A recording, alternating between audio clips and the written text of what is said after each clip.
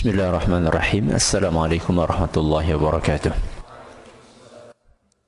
Alhamdulillahirabbil alamin. Wassalatu wassalamu ala nabiyyina Muhammadin wa ala alihi wa sahbihi ajma'in wa ba'd.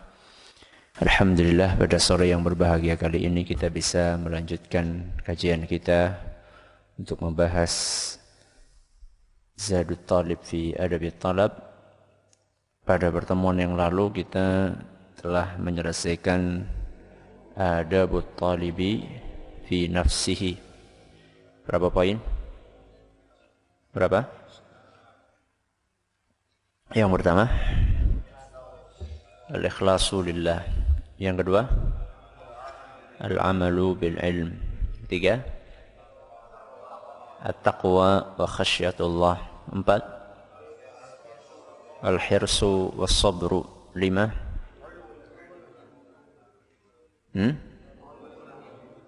uluwu al-himmah. 6, al-ibti'adu anit taraf. Sekarang kita berpindah kepada bab baru. Kalau kemarin adalah adab personal, maka sekarang adalah adab kepada orang lain. Dan yang pertama kali harus kita perhatikan adalah adab kepada guru. Adabut talibi ma'a syaikhihi. Adab seorang murid kepada gurunya, seorang santri kepada ustadznya. Iqra. Bismillahirrahmanirrahim. Qala al-muallifu al-ustadz Abdullah Zain hafizahullahu ta'ala, adabut talibi ma'a syaikhihi. من الآداب التي ينبغي أن يتأدب بها طلاب العلم مع شيوخهم ما يلي. أولا، اختيار الشيخ المؤهل. ينبغي للطالب أن يقدم النظر ويستخير الله في من يأخذ العلم عنه، لأن العلم الشرعي هو الذي يشكل عقيدته وسلوكه ويبصره بطريق الوصول إلى الله تعالى. Nah, adab yang pertama adalah ikhtiyarus syekhil mu'ahhal. Memilih guru yang mu'ahhal. Mu'ahhal itu dari fi'il ahhala yu'ahhilu, yaitu yang memiliki ahliyah.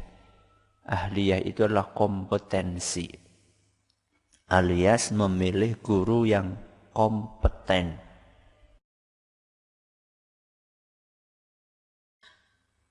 Karena guru banyak, tapi guru yang memiliki kompetensi, yang layak untuk diambil ilmunya dan dia memang punya ilmu, tidak banyak.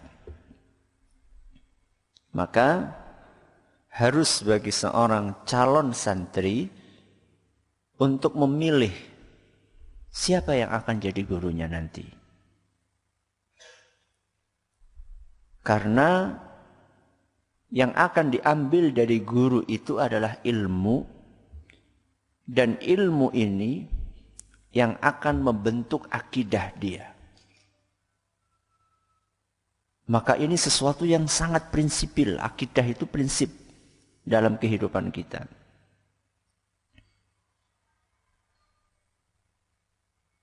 Jangan kita biarkan orang membentuk akidah kita yang keliru.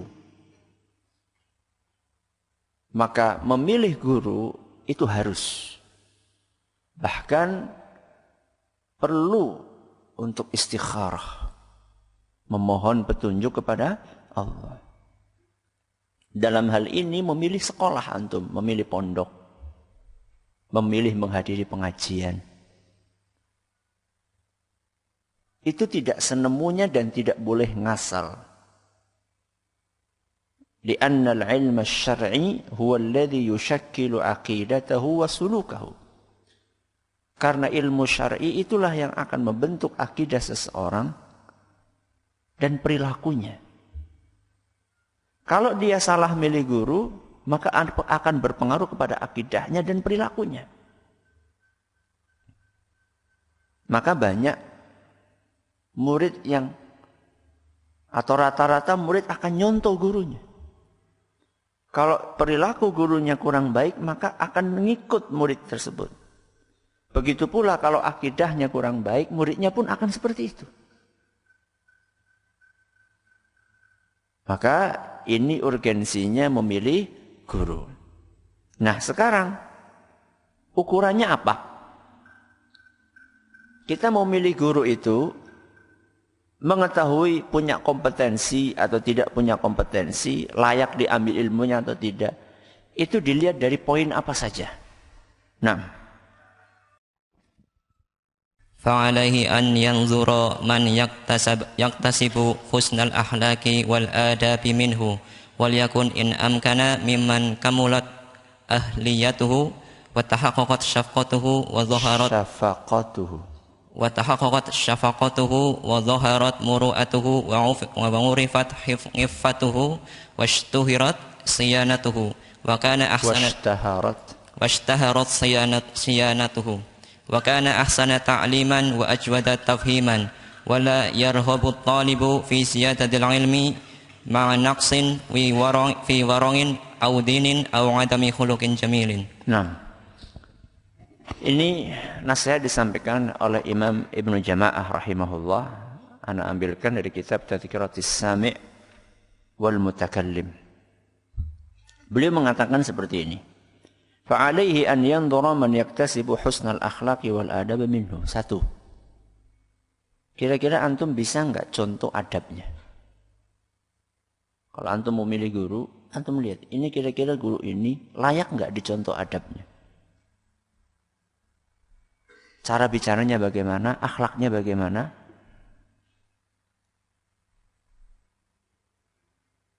Perilakunya bagaimana, sopan santunnya bagaimana? Ini adalah yang pertama. Wal yakun in amkana mimman kamulat ahliyatuhu. Yang kedua, kalau bisa, guru ini sempurna pengetahuannya. Kalau bisa. Pengetahuan tentang bidang yang antum pengen belajar kepada dia. Misal, antum pengen belajar nahwu.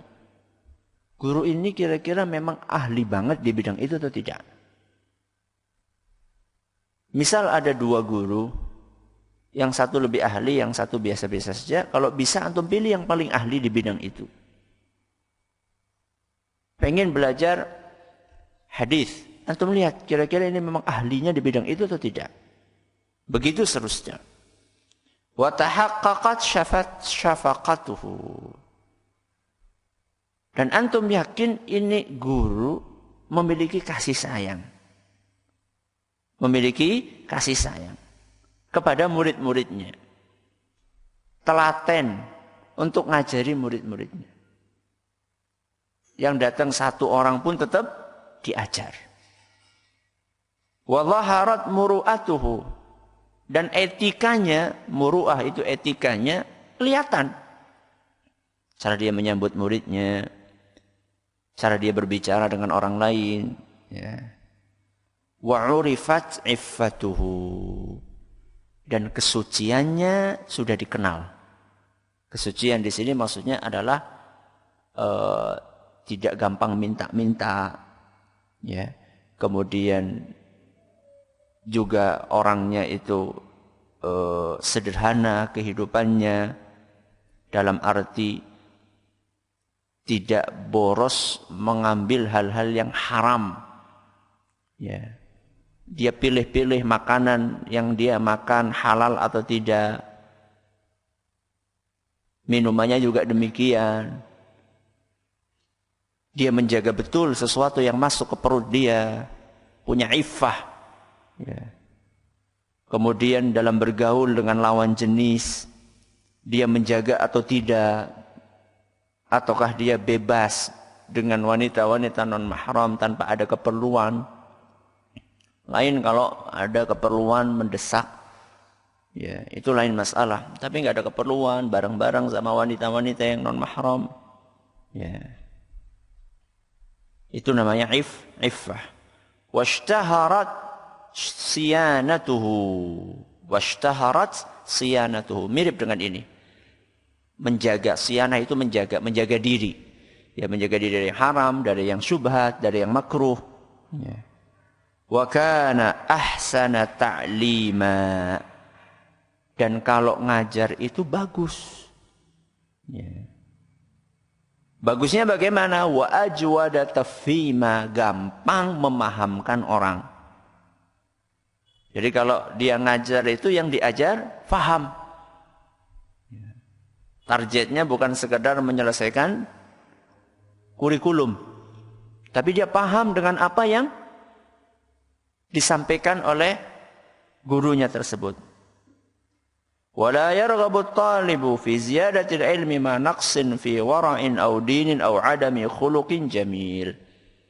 Seandainya memang suatu saat murid itu merasakan ada sesuatu yang kurang dalam gurunya,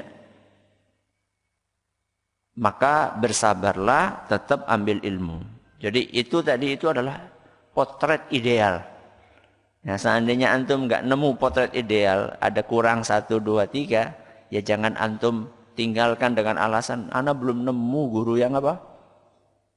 Yang kompeten. Ya. Terus akhirnya apa? Ya udah nggak usah belajar, ya salah. Ya.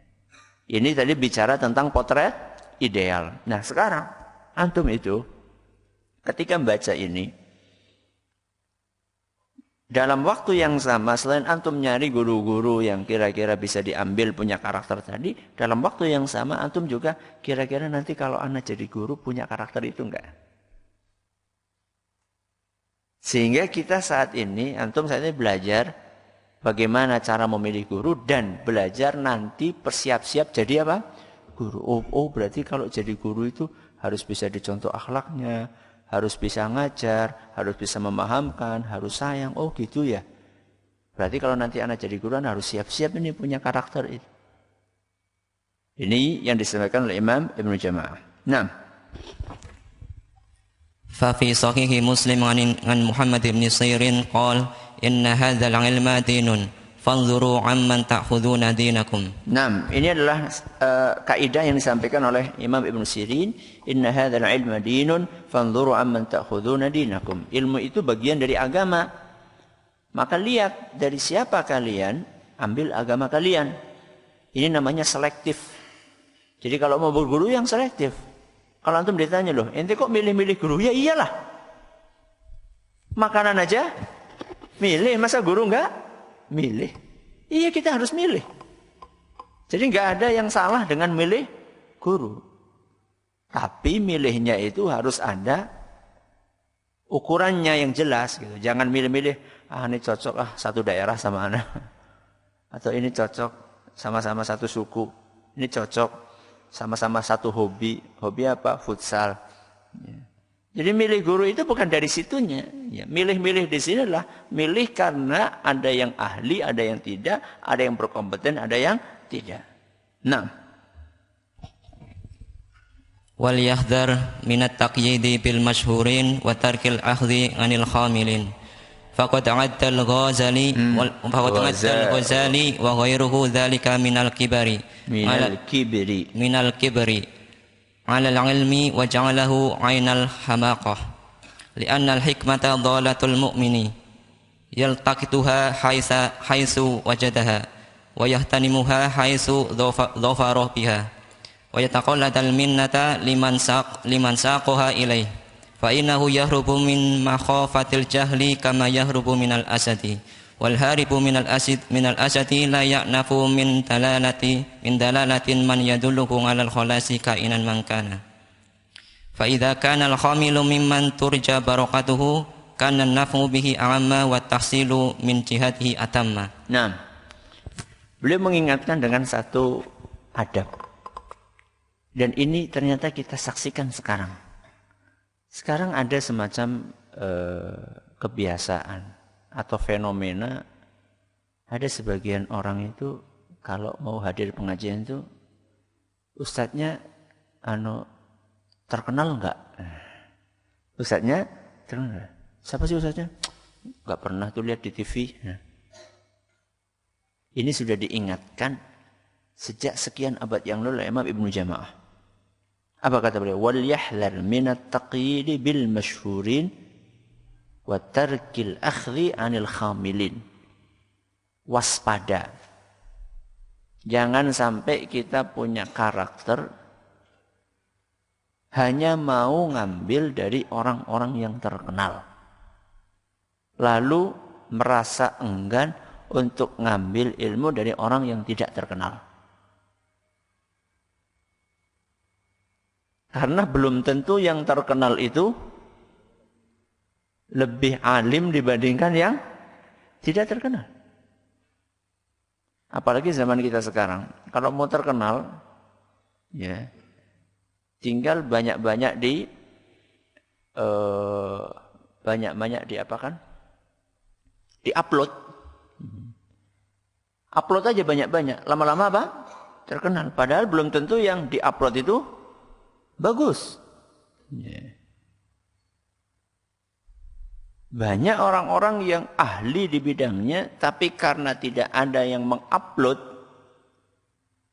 kajiannya, akhirnya dia tidak terkenal. Yeah. Jadi tidak mesti yang muncul di radio, di TV itu lebih ahli dibandingkan yang tidak. Belum tentu. Ya.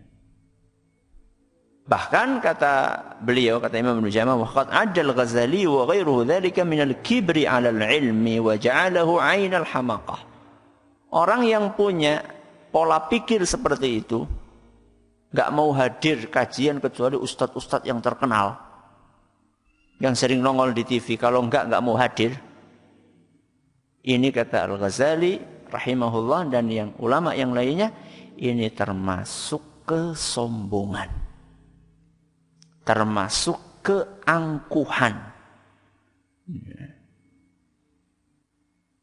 Dan ini kata beliau inti al-hamaqah. Al-hamaqah itu apa? Ini agak keras ya. Al-hamaqah itu kedunguan. Dungu itu lebih parah daripada bodoh. Ya. Jadi lebih levelnya itu lebih apa? Lebih parah. Ya. Kenapa? Li'anna al-hikmata dhalatul mu'min yaltaqituha haitsu wajadaha. Karena hikmah itu adalah barang temuan seorang mukmin. Yang namanya mukmin dimanapun dia menemukan hikmah, dia akan kejar. Ya. Terus di sini dikasih perumpamaan. Antum masih ingat nggak perkataannya Imam Ahmad? Kalau ikhlas dalam menuntut ilmu itu maksudnya adalah berniat untuk menghilangkan kebodohan dari diri sendiri dan dari orang lain. Di sini disampaikan oleh beliau bahwa orang itu harus kabur, menyelamatkan diri dari kebodohan, seperti dia menyelamatkan diri saat dikejar oleh singa.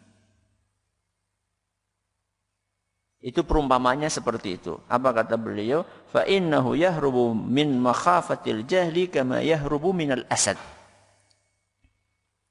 Orang meninggalkan, kabur, lari, menjauhi kebodohan itu seperti dia lari menjauhi singa yang sedang mengejar dia. Yang namanya orang lagi dikejar singa, siapapun yang ngasih tahu jalan, diterima enggak petunjuk dari dia? Misalnya di hutan, tahu-tahu ada anak kecil, lewat sini. Manut enggak antum? Manut. Walaupun dia anak kecil. Dia tidak merasa gengsi. Tahu apa yang dia anak kecil? Kita lagi berdiri kayak gitu, udah dia apa? Udah diterkam. Itu perumpamaannya. Jadi jangan ente gengsi. Ustadznya enggak terkenal lah. Enggak pernah ada di TV. Ente itu sedang lari, menjauh, menyelamatkan dari kebodohan. Siapapun yang ngasih petunjuk, walaupun kita tidak tahu, yang penting orang ini memang betul-betul ahli. Misalnya kita di pondok sekarang lah. Kadang-kadang kan antum mungkin diajar dengan ustadz yang antum baru tahu. Di sini taunya. Mungkin dari sekian banyak ustadz yang ngajar di sini, sebelum antum datang ke sini, antum paling tahu 1, 2, 3. Yang lainnya baru ketemu di sini. Kemudian lihat ustadznya, kok ustadznya masih muda ya? Tuaan ana. Ya ente tua apanya? Tua ilmunya atau tua umurnya? Jadi ada sebagian orang itu merasa, anak kok kayak ragu loh. Ente belum dengar sudah apa? Sudah ragu. Gak boleh. Ya. Dikhawatirkan itu termasuk apa tadi? Al-kibru. Dan bisa jadi kata beliau, فَإِذَا كَانَ الْخَامِلُ مِمَّنْ تُرْجَ بَرَكَةُ كَانَ النَّفْعُ بِهِ أَعَمَّ وَالتَّحْصِيلُ مِنْ جِهَةِ أَتَمْ. Bahkan bisa jadi ilmu yang antum dapatkan dari guru-guru yang tidak terkenal tadi dan dia memang punya kompetensi, bisa jadi ilmu yang antum dapatkan dari dia lebih berkah. Kenapa? Karena mungkin saat itu antum lebih ikhlas. Betul-betul ingin mencari apa? Ilmu. Bukan sekedar penasaran. Anak pengen lihat sendiri. Biasanya lihat di TV. Kayak apa sih wujudnya? Berarti kan niatnya itu bukan sekedar ingin dapat ilmu. Tapi penasaran pengen. Habis itu kemudian Ustaz foto sebentar Ustaz. Niatnya apa? Ya. Nah ketika dia ngambil ilmu dari guru yang kurang terkenal tadi. Betul-betul murni karena ingin dapatkan ilmu. Nah inilah salah satu faktor yang menyebabkan ilmunya jadi bermanfaat dan lebih berkah. Nah. وإذا سبرت أحوال السلف والخلف لم تجد النفع يحصل غالبا والفلاح يدرك طالبا إلا إذا كان للشيخ من التقوى نصيب وافر وعلى شفقته ونصحه للطلبة دليل ظاهر وكذلك إذا اعتبرت المصنفات وجدت الانتفاع بتصنيف الأتقى الأسهد أوفر والفلاح بالاستغلال به أكثر. Nah, ini beliau Imam Ibnu Jama'ah sedang menjelaskan kepada kita tentang pengamatan beliau. Pengamatan beliau mulai dari zaman sebelum-sebelumnya termasuk zaman beliau, kapan buku itu bermanfaat dan kapan murid itu bisa mendapatkan ilmu secara sempurna. Beliau katakan kayak gini. Wa idza sabarta ahwal as-salaf wal khalaf lam tajid an-naf'a yahsul ghaliban wal falah yudriku taliban illa idza kana lisy-syaikh min at-taqwa nasibun wafir. Kata beliau, rata-rata santri yang sukses,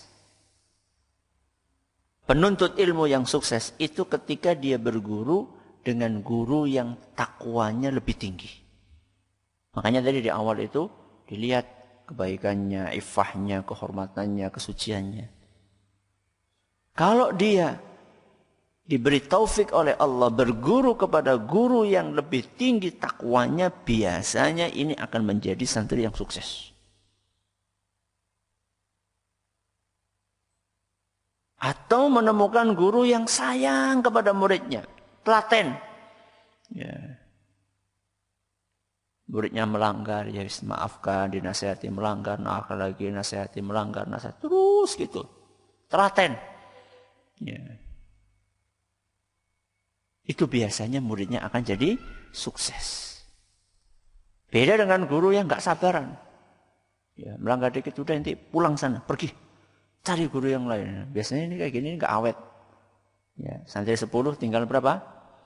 Tinggal setengah. Nggak nyampe 1, setengah lah. Ya. Ini santri yang sukses. Kemudian beliau sebutkan juga, wa kadzalika idza atabarta al-musannafat wajadta al-intifa' bi tasnif al-atqa al-azhad awfar. Begitu pula kata beliau, ente akan temukan buku yang ditulis oleh ulama akan lebih bermanfaat ketika yang nulis itu lebih takwa. Orang yang lebih bertakwa. Semakin takwa orang yang nulis sebuah buku, maka buku itu akan semakin bermanfaat. Nah, kalau di zaman ini, yang namanya nulis buku itu siapa saja nulis buku. Dan niatnya juga macam-macam. Ada yang niatnya cuma sekedar untuk nyari duit. Ada yang niatnya untuk mencari popularitas. Ya. Kalau kita lihat para ulama kita dahulu, buku yang mereka tulis sampai sekarang bisa kita manfaatkan. Contohnya seperti yang Anda sampaikan kemarin, karya Imam Nawawi rahimahullah. Kitab apa? Riyadhus Shalihin. Bagaimana buku itu bisa hampir semua orang bisa menerima. Mau yang pro, mau yang kontra. Lintas madhab. Imam Nawawi ke madhabnya apa? Syafi'i. Tapi buku yang beliau tulis ini dibaca oleh semua madhab. Mau Syafi'i, mau Maliki, mau Hambali, mau Hanafi, semuanya pakai. Ya.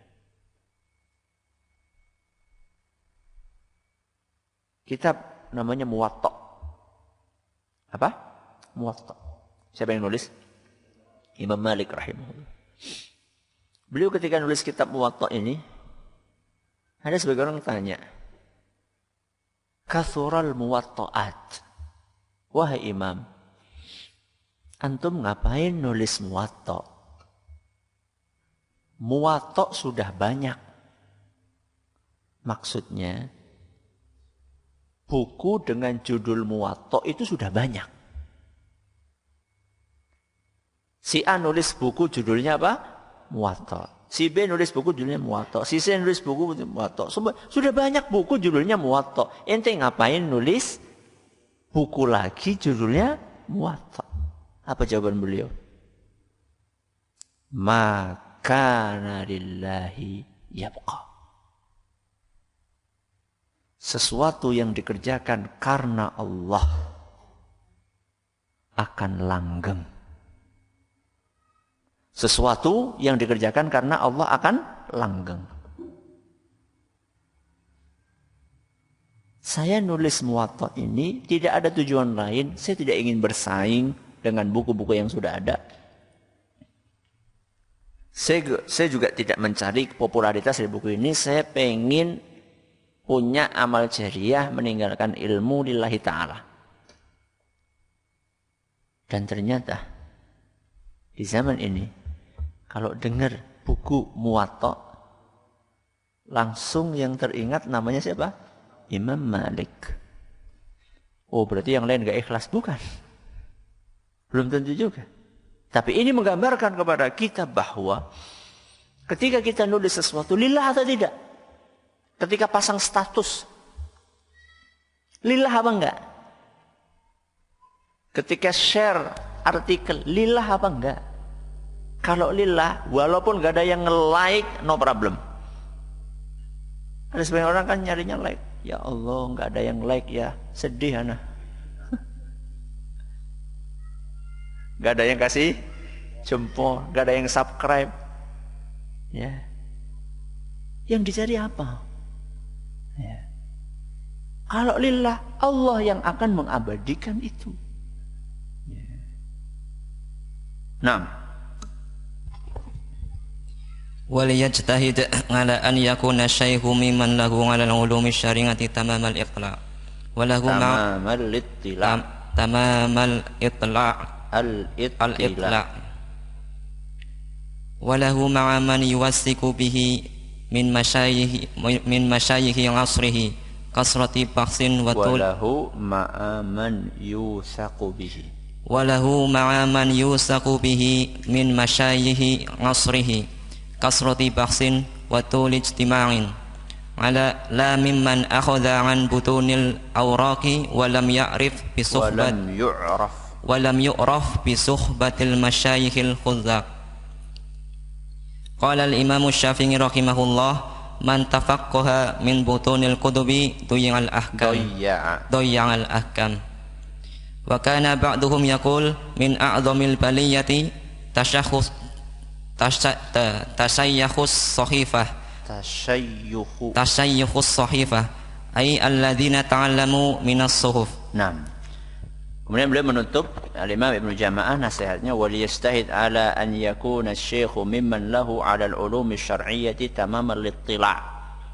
Hendaklah kalau kamu berguru, pengen milih guru, pilihlah guru yang betul-betul menguasai ilmu agama. Jadi bukan separuh-separuh, ya. Jangan tanggung-tanggung, kalau milih guru itu sekalian cari guru yang betul-betul mumpuni. Ya. Terus tahunya bagaimana? Walahu ma'a man yusaqu bihi min masyayikh asrihi kathratu bahthin wa tulu ijtima'. Antum akan tahu orang ini kompeten atau tidak, lihat dia itu biasa duduk sama ulama apa tidak. Duduk di sini bukan hanya sekedar duduk makan bareng, tapi duduk belajar di situ apa tidak. Ya. Atau orang ini wala mimman akhadha an butunil awraqi wa lam yu'raf bi sufhatil masyayikhil hudzaq. Atau dia ini belajarnya apa namanya itu? Otodidak. Ini antum berguru sama dia dari mana? Dia pintar ngomong. Terus dulu berguru di mana? Gurunya siapa aja? Belajar sama siapa? Ya pokoknya di rumahnya Anda lihat banyak buku. Gak bisa. Ya. Berguru sama buku itu bukan potret belajar yang ideal. Berarti nggak perlu beli buku. Perlu atau tidak? Perlu.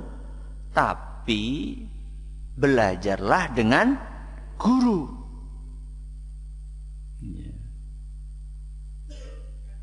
Nah, kalau antum pengen tahu guru ini kompeten atau tidak, ahli atau tidak, lihat dia belajarnya sama siapa? Sama ulama atau tidak?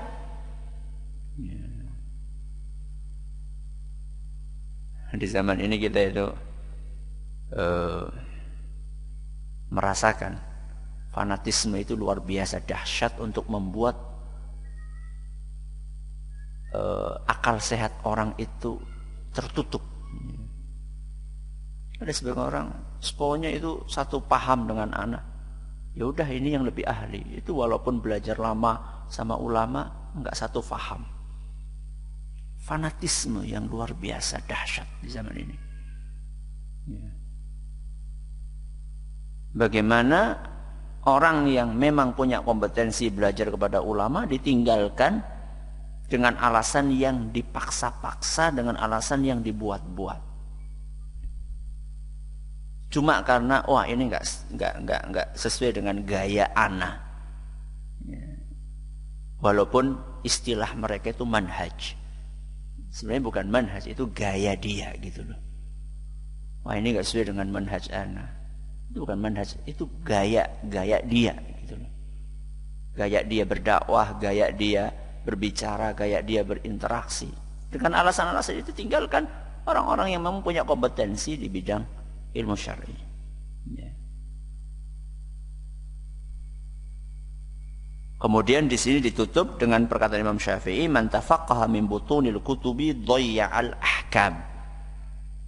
Barang siapa yang belajar dari buku, ya, belajar dari buku, maka dia akan banyak merusak hukum syar'i. Bahaya. Jadi enggak cukup kita itu hanya belajar dari buku. Jadi kalau mau belajar, bawa buku, berguru. Pentingnya apa? Guru itu akan ngasih tahu kita arti dari kalimat ini apa. Mungkin nggak seorang salah paham? Sangat mungkin. Kadang-kadang duduk sama guru aja kadang-kadang salah paham, apalagi nggak duduk sama guru. Ya. Kemudian dengan berguru itu ngirit waktu belajar. Ngirit waktu belajar. Contoh misalnya kita pengen belajar tafsir satu ayat. Kalau antum belajar sendiri, baca kitab, belum tentu dalam 1 jam antum bisa menyimpulkan apa sih sebenarnya makna dari ayat ini. Karena bingung. Itu kalau bisa baca kitab loh. Kalau nggak bisa baca kitab ya gimana? Itu kalau bisa baca kitab ini, bingung ini maksudnya apa, yang mana?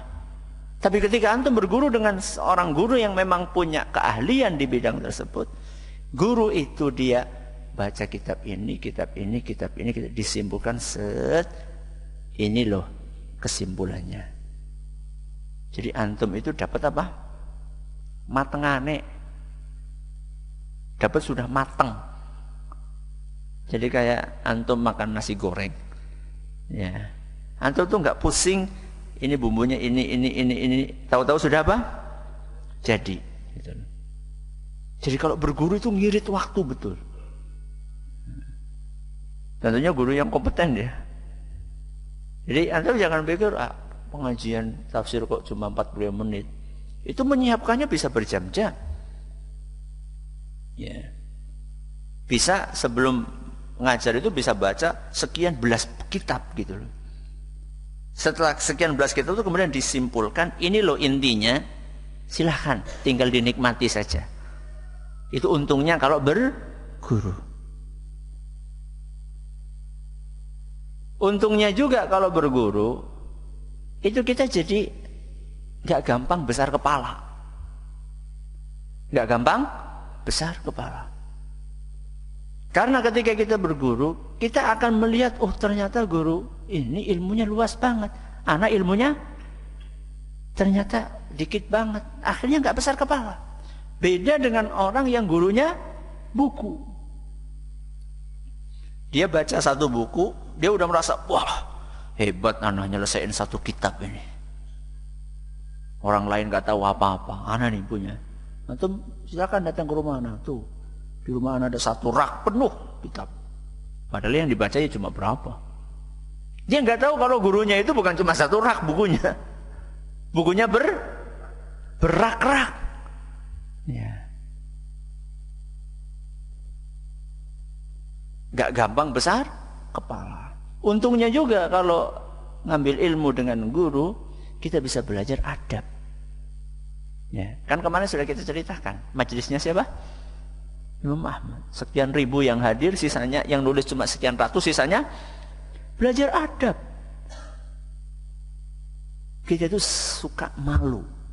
Ya, sering malu kita kalau duduk di majelisnya Syekh Abdul Muhsin Al-Abbad hafizahullah.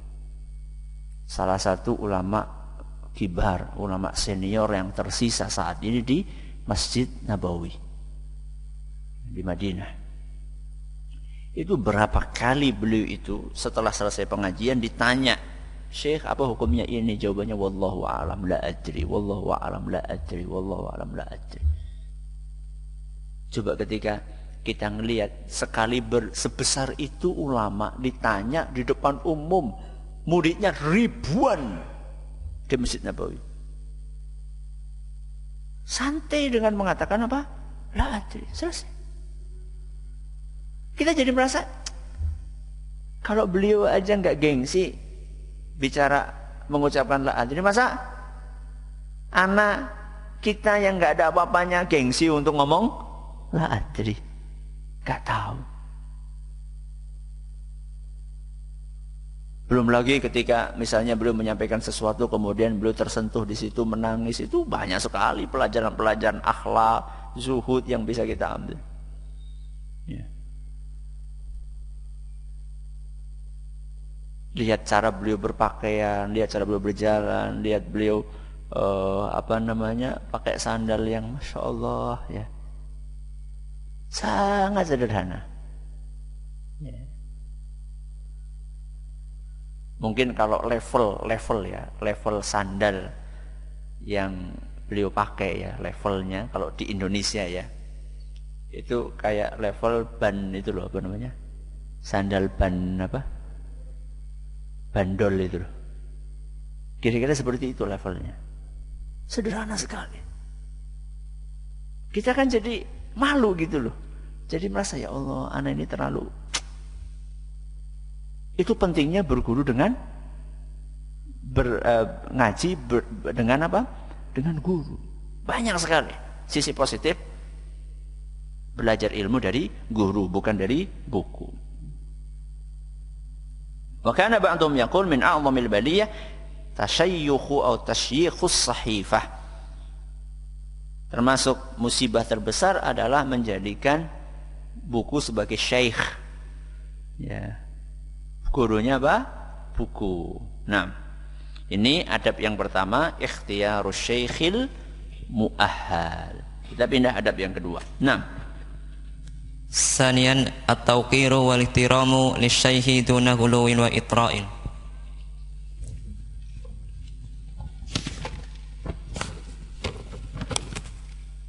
At-tawassutu wal i'tidalu fi ayyi amrin minal umuri matlubun wa huwa simatul barizatu li syar'inal musaffa fadinuna la ifrata fihi wala tafrit wala waqsa wala syatata wa qad ja'alallahu likulli syai'in qadaran famin haqqil 'alimi 'ala tullabihi an yuwaqqiruhu wa yahtarimuhu wal hadarul hadaru minal huluwi wal itra'i wa mujawazil hatti fi dzalika. Tsaniyan, adab yang kedua kepada guru adalah at-tawqiru wal ihtiramu lisyekh.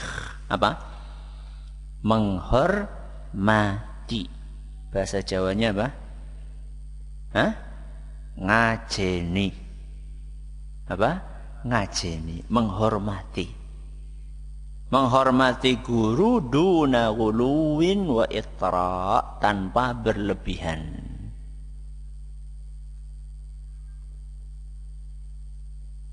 Dari dulu sampai sekarang yang namanya at-tawassutu wal i'tidal, sikap proporsional, itu sulit nemunya. Yang tidak proporsional itu ekstrem kanan sama ekstrem kiri. Itu selalu, setiap zaman selalu ada ekstrem kanan, ekstrem kiri. Termasuk dalam masalah penghormatan guru. Ekstrem kanan ini yang terlalu menghormati sampai terjerumus kepada hulu, berlebihan. Bukan cuma air bekas minuman Ustadz yang jadi rebutan. Tegesannya Ustadz direbut-rebutan. Tahu tegesan itu? Puntung rokok. Puntung rokoknya aja buat rebutan. Bukan cuma apa? Bekas air minum. Tapi sebaliknya juga ada ekstrem kiri. Ada ekstrem kiri. Gak menghormati, berblas. Ini salah dua-duanya. Maka yang betul adalah at-tawassutu wal i'tidal. Yang betul adalah proporsional. Tidak kurang ajar, juga tidak mengkultuskan. Ya. Mengkultuskan itu apa yang dilakukan guru mesti benar. Ya belum tentu. Ya. Kalau kurang ajar ya tadi kerjaannya nyalah-nyalahin ustaz terus, ngumpulin aib-aibnya, itu kurang ajar itu ekstrim apa? Kiri. Jadi guru itu punya hak. Kenapa kita harus menghormati guru? Karena guru punya hak. Nanti kita ada adab sendiri itu, ri'ayatu huquqis syekh, menunaikan haknya guru.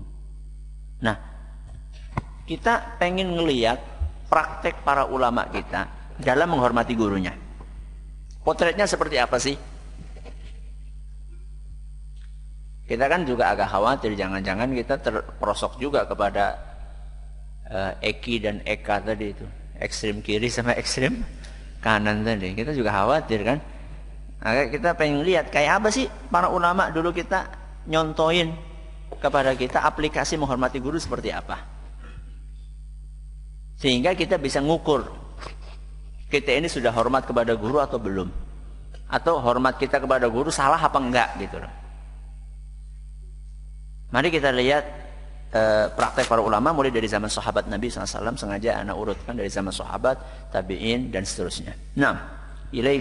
إليك هذه النوازل التي تدل على احترام وإجلال العلماء وطلاب العلم لبعضهم عن بعض. قال علي بن أبي طالب رضي الله عنه إن من حق العلماء إن من حق العالم ألا تقصر عليه ألا تقصر عليه بالسؤال ولا تعنته في الجواب وألا تلها عليه إذا كسل ولا تأخذ بثوبه إذا نهض ولا تفسين له سرا ولا تهتابن عنده أحدا ولا تطلبن نصرته وإن زل قبلت معذرته قبلت معذرته وعليك أن توقره وتعظمه لله ما دام يحفظ أمر الله ولا تجلس أمامه وإن كانت له حاجة سبقت اليوم إلى خدمته سبقت القوم إلى خدمته. Nah, ini kita awali dengan nasihat yang disampaikan oleh Ali ibnu Abi Thalib radhiyallahu anhu, menantu Rasulullah SAW. Inna min haqqil alim, di antara haknya guru, alla tukthira alaihi bisu'al, jangan kebanyakan nanya. Jangan apa? Kebanyakan nanya. Perhatikan loh, beliau tidak mengatakan jangan nanya, tapi apa? Jangan kebanyakan nanya. Kalau nanya yo harus nanya. Enggak paham masa? Fahimtum? Fahimna. Ya, ditanya, loh katanya fahimna. Nanya, enggak apa-apa. Yang enggak boleh itu kebanyakan nanya. Ya. Nanya terus, enggak baik. Ya. Tapi nanya, lihat situasi, lihat pertanyaan. Wala tu'annithu fil jawab, dan jangan karena itu memaksa-maksa, mendorong-dorong, mendesak-desak untuk menjawab. Guru menjawab, memaksa guru untuk menjawab. Dan ini kadang-kadang yang anak perhatikan, sebagian jamaah pengajian atau sebagian santri itu kalau nanya, sudah dijawab, nanya lagi, jawab, nanya lagi. Kalau sudah jelas, sudah cukup. Atau ustadznya lagi jawab, ngomong lagi, belum selesai ngomong. Sehingga kita ini datang, ada orang selesai, ente kesini mau ngomong terus atau mau dengerin jawaban? Ada sebagian orang ngomong terus. Jadi kalau tanya itu, kalau memang harus tanya itu yang singkat, padat, mudeng gitu loh, bisa dipahami gitu loh. Ada sebagian orang kalau cerita panjang lebar, sampai kita itu bingung, ini yang dipermasalahkan yang mana gitu loh. To the point. Ya. Sehingga nanti jawabannya juga ringkas. Ya. Sesuai dengan kadar pertanyaan. Wa alla tulihha alaihi idza kasul. Dan jangan maksa guru ketika beliau sedang kurang nyaman, sedang tidak mood. Mood itu apa? Bombong. Ustaz, apa emang Ustaz pernah nggak bombong? Ya pernah loh, namanya juga manusia. Jadi kalau antum melihat guru lagi capek gitu, sudah stop. Ya, jangan kejar terus, paksa terus, jangan. Kadang-kadang ada sebagian jamaah itu kalau datang itu pas setelah kajian udah capek gitu datang, Allahu Akbar. Ya. Mungkin niatnya baik ya, mesti ketemu kan? Karena baru datang kajian ya mesti ditungguin di rumah, mesti apa? Ketemu, tapi nggak pas. Ya.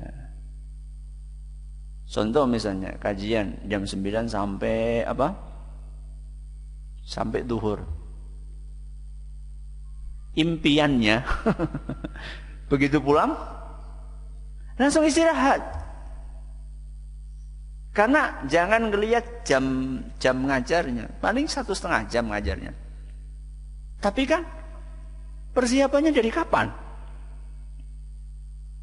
Dari malam sudah apa? Menyiapkan, malam sudah menyiapkan, pagi menyiapkan lagi, sampai detik-detik menjelang berangkat masih terus menyiapkan. Di jalan berangkat kemana? Ke tempat kajian masih baca terus. Begitu menyampaikan kajian, saat menyampaikan kajian, mikir nggak? Ya ndak mungkin gak mikir lah. Gimana sih gak mikir menyampaikan kajian? Ngomong kayak gini, nyusun kata-kata emang gak mikir? Ya mikir. Ya, habis ini ngomong apa? Habis ini mikir. Berarti kan mikirnya mulai dari malam sampai siang. Kira-kira otak itu sudah panas apa belum? Udah panas, bentar lagi hang itu. Ya. Pengennya sampai rumah istirahat. Begitu sampai rumah, Masya Allah, sudah ngantri tamu. Gak pas waktunya, gak pas. Ya. Ya, buktinya ditemui. Ditemui gimana nggak ditemui? Sudah, ya silakan. Ya. Pengennya kan silakan langsung ngomong. Cerita lama gitu, muter. Sudah dijawab ini selesai. Ya apalagi? Ya, udah kayak gitu itu sudah sinyal. Kalau ustadz atau kiai udah bilang, ya apalagi, itu berarti sudah selesai, rampung gitu loh. Ya ndak mungkin kan, ya sudah sana pergi kan ndak mungkin. Harusnya orang itu, apa namanya, mudengan. Mudengan itu apa? Peka. Pinter menangkap pesan, sinyal. Ya. Kadang-kadang sudah geser kanan, geser apa? Kiri. Harusnya udah paham. Ya. Wa alla tulihha alaihi idza kasul. Jangan paksa, ya, jangan ngotot kalau lagi enggak mood, lagi capek. Ya. Wala ta'khudh bi thawbihi idza nahad. Dan kalau guru sudah akan meninggalkan tempat, jangan ditahan. Jangan ditahan. Ya. Jadi kadang-kadang ada sebagian guru, dia punya aktivitas lain. Habis sholat punya aktivitas lain. Jadi kalau beliaunya sudah bangkit, ya sudah, ikut. Kalau memang terpaksa, ikut jalan. Jadi nggak usah ditahan lagi supaya apa? Duduk lagi. Karena dia punya hal-hal yang harus dikerjakan. Dia punya anak yang harus disimak bacaan Al-Qur'annya. Dia punya kerjaan di rumah, harus nulis, dia harus baca. Dia harus bersih-bersih rumah. Dikira ustadz itu nggak punya kerjaan di rumah, banyak.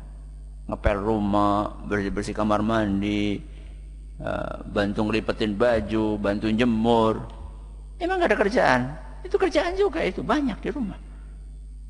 Anak banyak, harus disimak gantian ini. Kadang anak yang paling kecil pengen digendong, pengen mainan. Jadi banyak. Pekerjaan itu ngantri. Ya. Jadi jangan tersinggung ketika saya mau silakan sambil jalan. Jangan tersinggung. Mending udah dikasih waktu. Ya. Dan nyatanya sering sambil jalan itu selesai ternyata. Enggak perlu apa? Sambil duduk. Ya. Itu yang dilakukan oleh para ulama kita. Syekh Ibnu Utsaimin rahimahullah seperti itu. Ya. Begitu keluar dari masjid, itu rata-rata pada apa? Pada merapat kepada beliau, apa? Mengiringi beliau, tanya sampai dari masjid ke rumah. Sampai depan rumah, assalamualaikum. Dah. Kata sebagian murid-muridnya, kita pikir mau diajak masuk rumah makan gitu kan. Beliau dijelaskan dalam biografi beliau itu, kalau anak layani sama orang, anak nggak ada waktu untuk belajar. Kapan anak waktu baca kalau setiap orang itu dilayani? Ya. Setiap orang dipersilahkan. Biasanya kalau sudah masuk rumah itu makan nggak cukup, hanya makan, ngobrol habis itu. Padahal kan adabnya nggak seperti itu. Adabnya kan SMP. Ya, setelah makan pulang. Wa idza ta'imtum fantashiru ghaira musta'nisina li hadis. Itu adabnya. Di dalam Al-Quran sudah dijelaskan, kalau sudah makan ayo pulang. Ya. Enggak usah lama-lama ngobrol. Nabi itu malu, enggak enak untuk menyuruh kalian pulang. Ya. Tapi Allah harus jelaskan. Ya, bahwa adabnya seperti itu. Ya. Ini wala tufshiyanna lahu sirra, dan jangan pernah menyebarkan rahasia beliau. Ya, ketika antum dekat dengan guru, mungkin ada hal-hal yang kurang pas yang antum lihat dari guru, enggak boleh disebarkan. Ya, mungkin suatu saat antum melihat beliau menguap tapi lupa apa? Lupa tidak menutup mulut. Wah, ternyata ya, ngajarin adab kayak gitu ternyata praktek. Ya, tulis pasang status. Pengalaman ngelihat guru menguap tidak. Jangan. Ya. Gak mungkin manusia itu suci dari manusia biasa suci dari sana, itu tidak mungkin. Ya. Wala taghtabanna 'indahu ahada, dan jangan sekali-kali engkau menggunjing orang lain di hadapan gurumu. Ya. Sebagai ulama marah kalau ada muridnya menggunjing di hadapan dia. Jangan menggunjing orang lain di hadapan guru. Kecuali kalau misalnya antum melihat ada santri yang melanggar dan antum tahu ini santri memang punya hobi kayak gitu dan gak ketahuan, laporkan, tidak apa-apa. Itu niatnya adalah untuk memperbaiki. Wala tatlubanna asratahu, dan gak usah cari-cari kesalahan beliau.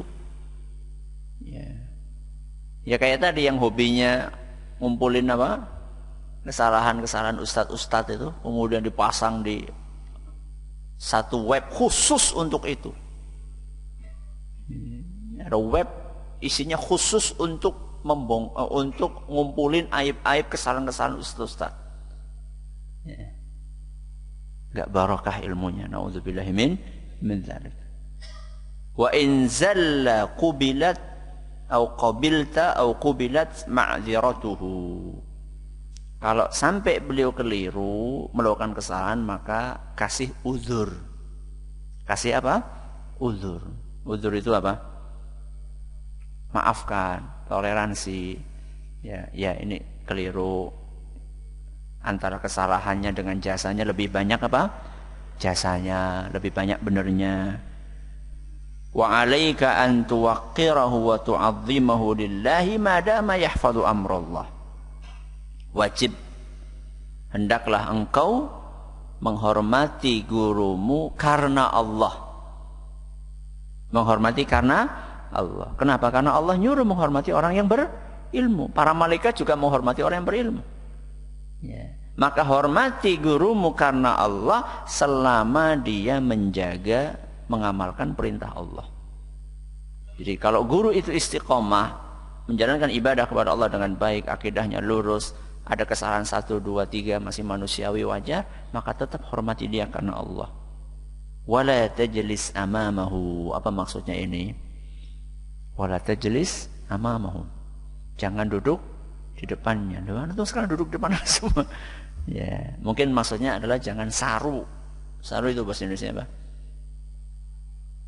Jangan apa? Enggak sopan. Jangan berperilaku enggak sopan. Jadi guru sedang duduk, tahu-tahu kita langsung nyelip ya lewat atau di depannya guru sedang duduk gitu. Atau sedang duduk di sini, tahu-tahu langsung cuk duduk depannya gitu. Enggak sopan. Ya, tidak sopan. Itu maksudnya. Bukan berarti kalau misalnya Ustadz datang di sop sekian, terus yang di depannya itu semuanya pada apa? Minggir, bukan itu maksudnya. Ya, kalau antum sudah duduk di situ, no problem, silakan, tidak apa-apa. Tapi kalau misalnya guru itu duduk di situ, kemudian ada tempat kosong di depannya, jangan ucuk-ucuk langsung set.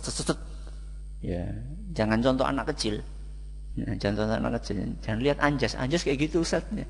Ente nyontoh anjas gimana sih? Antum yang harusnya kasih contoh yang baik kepada dia, bukan dia yang apa? Dicontoh. Ya. Terus wa in kanat lahu hajatun sabaqtal qauma ila khidmatihi.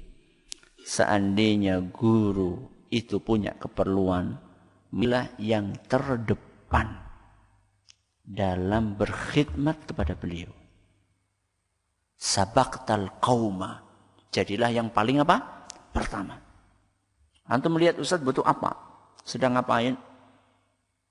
Jadilah orang yang pertama kali bantu. Antum melihat guru antum itu bawa barang berat. Itu bukan tontonan. Bukan apa? Tontonan. Kuat juga Ustaz ya. Bukan kayak gitu. Ya. Jadi buruan siapa yang paling pertama untuk bantu ngangkatin. Ya. Itu penghormatan. Bukan karena pengen dihormati. Bukan. Itu adalah hak guru kepada antum. Ya. Atau Ustaz lagi bersih-bersih, lagi nyapu. Ustaz ada yang bisa saya bantu? Ya. Harusnya seperti itu. Ya. Maka di sini dikatakan wa in kanat lahu hajatun, kalau ustaz atau guru atau ulama atau kiai itu punya keperluan, punya kebutuhan, maka jadilah yang terdepan untuk berkhidmat membantunya. Ya. 6. Rawa Ibnu Abdul Bar an Sya'bi min wujuh qala shalla Zaid bin Tsabit radhiyallahu anhu ala janazata summa quribat lahu baghalatun liyarkabaha quribat lahu summa quribat lahu baghalatun liyarkabaha faja'a Ibnu Abbas radhiyallahu anhuma wa akhadha bi rikabihi faqala lahu Zaid khalli anhu ya abna ammi Rasulillahi faqala Ibnu Abbas hakadha yuf'alu bil ulama'i wal kibra'i. Ini praktek nyata. Praktek nyata dua orang sahabat, satu Ibnu Abbas, yang satu siapa? Zaid bin Thabit. Yang punya hubungan darah sama Nabi yang mana? Ibnu Abbas. Ibnu Abbas. Ya, seperti anak sampaikan ini ningrat ini. Ulama dan ningrat.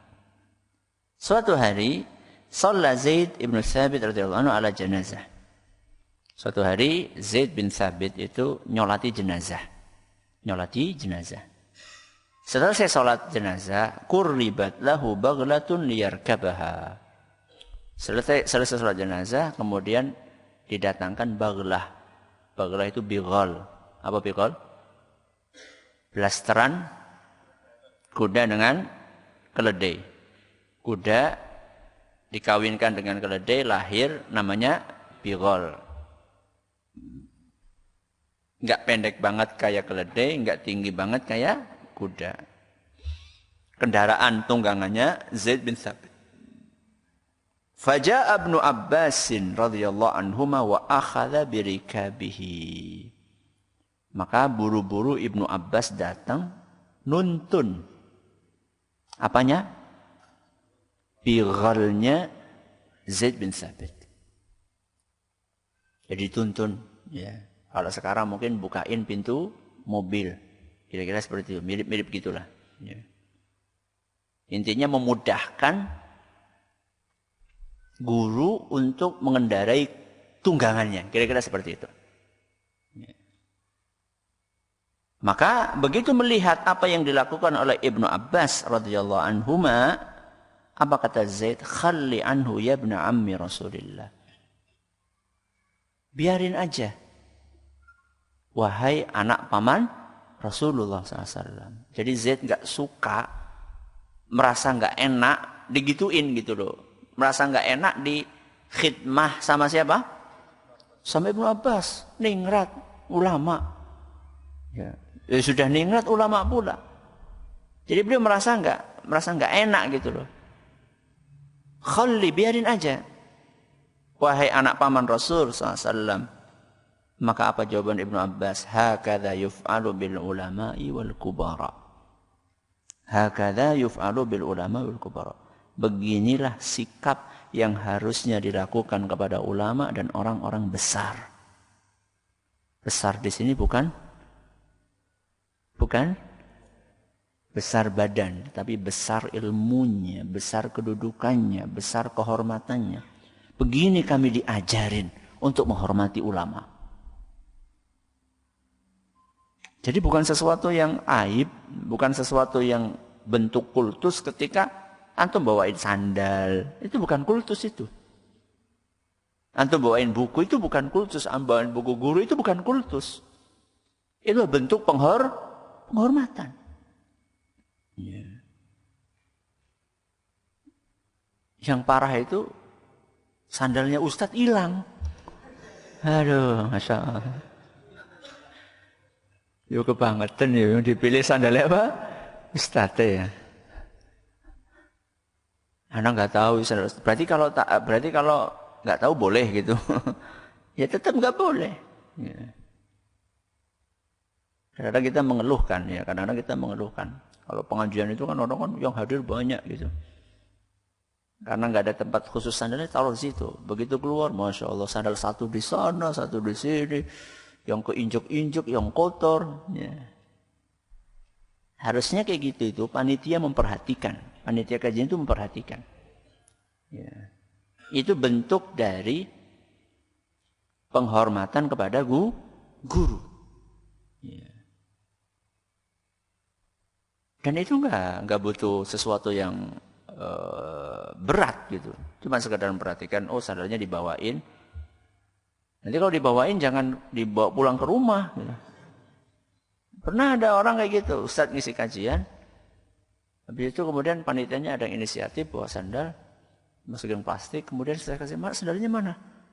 Telepon, astagfirullah Ustadz, lupa kebawa ke rumah. Akhirnya nyeker mula Ustadznya. Ya. Walaupun tidak sengaja. Walaupun apa? Tidak sengaja.